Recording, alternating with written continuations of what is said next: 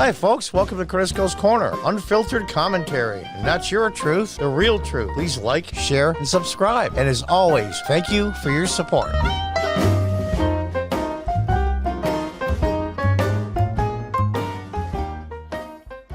Hi, folks. Welcome back from timcast.com. This is great news. Great news. Breaking. OSHA suspends implementation enforcement of vaccine mandate after legal challenges. I got to give this one a round of applause. Now, don't sit on your laurels here, folks, those of us that believe in the Constitution and the overreach of federal government and state and local. This is just the beginning of the battle to get our rights back, to get just and non-overreaching, I'll call it dictatorial powers of governors and presidents. But it's a start. We can't sit on our laurels. The battle is just starting. The Occupational Safety and Health Administration, also known as OSHA, within the Department of Labor, suspended the implementation and enforcement of White House's COVID vaccine mandate this week after the order was challenged in the U.S. Court of Appeals. On November 12, 2021, the U.S. Court of Appeals of the Fifth Circuit granted a motion to stay OSHA's COVID-19 vaccination and testing emergency temporary standard. I love how they come up with names for this stuff. The court ordered OSHA take no steps to implement or enforce the ETS until further court order.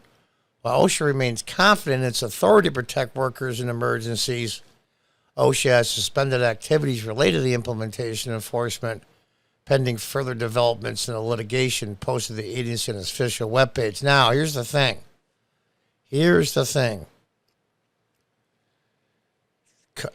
How far can private businesses go? Now, I'm a conservative person, not a libertarian, but libertarian leaning. I owned a small business. It was just me. Sole proprietorship, single owner. Could I make anything I wanted to on employees or customers? Well, that's a gray area to be sure. Can I say as an owner of a business, I want no black people to come in my store or no white people for that matter? Can I say that everybody that comes in my store has to be vaccinated and show proof without government order, just my rule in my store? How far does this go? So what we're afraid of what's going to happen is these major corporations, just a virtue signal, so the progressives and the leftists don't get on their behinds, is to do it anyway. It is now our company policy. So those businesses that 100 employees and over, which is really crazy because I guess they supposedly, if this is such a emergency, that an employer with 80 employees doesn't care if those people die? That one I've always wondered. And then they made the implementation. They gave them like 2 months to do it. Doesn't sound like an emergency to me, but I digress. These big corporations are virtue signal and say, look at us. We're protecting our people. We're with Joe. Yeah, whatever. What's to stop them? It's a mess. And it's a can of worms caused by the people that are acting as president. We all know Joe Biden isn't. The people that are really the president, mindless, mindless. That was a slip. Faceless, nameless, unelected, and mindless too, come to find out. It's a hassle to be sure. There's a lot of gray in between. But let's read on. The Biden administration has previously argued that a mandate was similar to other safety precautions like mandatory hard hats when working on construction sites.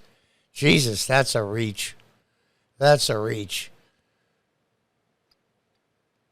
When finally gets fully adjudicated, the validity of this requirement will be upheld. I have trouble with that word. If OSHA can tell people to wear hard hats on the job, it can put in place these simple measures to keep our workers safe, said the White House Chief of Staff. The president's order issued in September mandated all private businesses with more than 100 employees to require the COVID vaccine for workers with few exemptions. The mandate is scheduled to begin on January 4th, pending future legal challenges.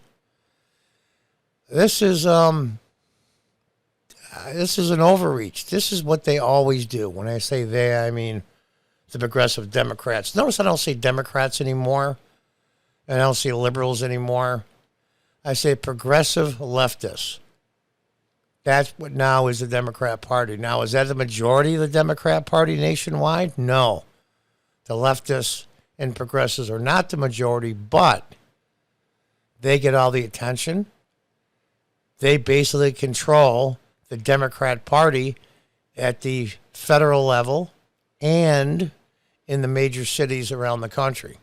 I live in upstate New York in a medium-sized city of about 45,000 people. I know a little bit about government. I used to be a city councilman back in the early 2000s, but this, of course, is national type thing, so I'm not familiar with that. But I know the mindset of these progressives and leftists. They think they know better than you. You're not smart enough at all. You're stupid. You're not as educated as we are. You're just a blue-collar worker, an everyday person. You can possibly know what's in your best interest, but we do. And that's really the mindset. And they don't follow any of the rules that they supposedly push. That's the crazy part, because they consider themselves elite.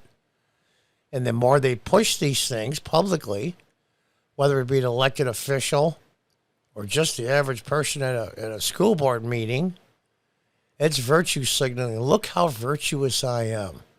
I'm trying to save you. And if you're so dumb you can't save yourself, then I'm going to do it for you. That has been their mantra for ever. And I'll tell you, they used to scream and holler and call Trump a dictator and a tyrant. And I remember people used to come in my store, and of course, in the area my store was, they were very left-leaning. And I used to say the same question that they couldn't answer.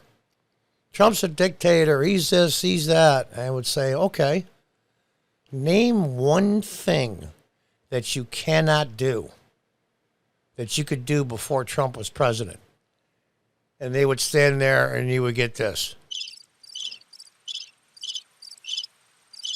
Well, you know, he's a jerk. He tweets too much. He's an ass.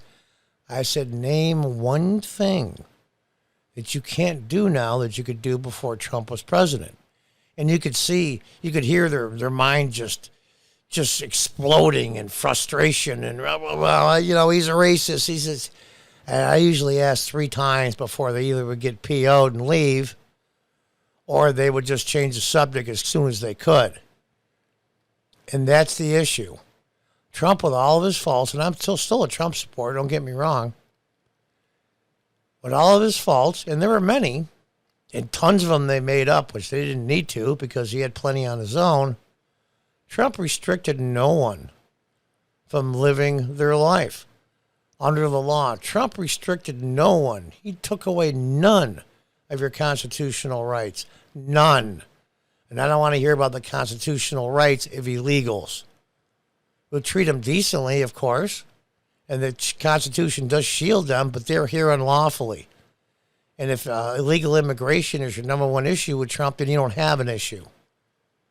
Because what's happening now is 50 times worse than any president I've seen in my lifetime when it comes to unlawful immigration. And I was born in 1956. So I really don't want to hear it. These guys are overbearing. Now, I will give OSHA this. Maybe this is just for PR purposes. Did they actually listen to a federal court, in this case, the Fifth Circuit? Is it just for show? Or are they telling their OSHA people, listen, when you go into these businesses, tell them, listen, you know what? We said we weren't going to implement this and we weren't going to push it. But you know what they do? They'll say, Mr. Business Person, you're right. We don't have to. You don't have to vaccinate your people because you have 105 employees. But you know what, though? If you don't, we're going to start finding nickel-dime fines and OSHA violations, and we're going to make your life as miserable as possible and fine you like crazy.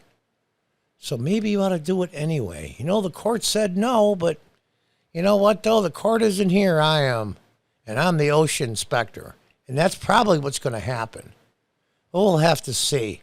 But right now, this is encouraging news. Unlike the Biden administration, who goes against federal court orders all the time, and there's been a slew of them, Trump, on the other hand, will use his wall, his border wall. Every time that there was a suit and they filed in federal court and a left-leaning federal circuit court said no, they had to stop. And it took years.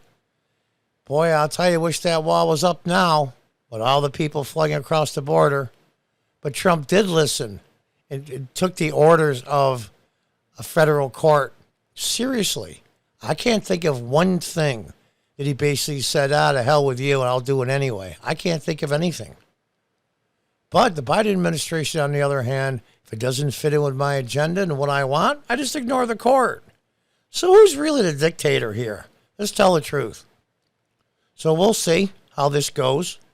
I think it's unconstitutional to begin with. It'll probably end up in the Supreme Court. And I hope some of the backboneless justices on the Supreme Court actually uphold the Constitution. Wouldn't that be refreshing? And we'll see. Like I always said, this is just the beginning of the battle. Do not sit on your laurels now with a couple of victories like this in expanding gun rights and many other things. This is just the beginning of the battle, and it's going to be a long and hard struggle. So don't think, well, we're starting to win, let's pull back. No, this is where we need to put our foot on the gas and push even harder. Until the next time, folks, goodbye and good luck.